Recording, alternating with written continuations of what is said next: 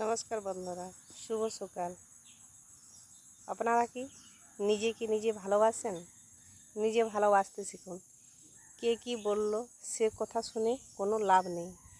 দেখি একটা যদি গাছ নিজের মতন হয়ে বাঁচতে পারে, তাহলে একটা প্রাণী কেন বাঁচতে পারবে না? মানুষ একটা ধরো জ্ঞানহীন নয়, জ্ঞান শ্রেষ্ঠ প্রাণী, কিন্তু অন্যের কথায় বেশি জ্বলে।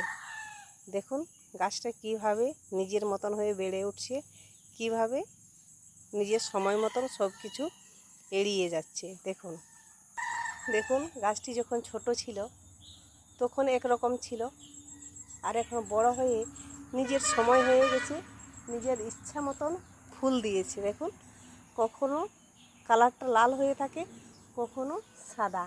এটা রাত্রেবেলায় ফুলটা ফুটেছে জন্য ফুলটা সাদা কালার হয়েছে। দেখুন ফুলটা দেখতে যেমন মিষ্টি, গাছটার পাতাটাও সেরকম মিষ্টি, কিন্তু এটা আমাদের নিজেদের বোঝা দরকার।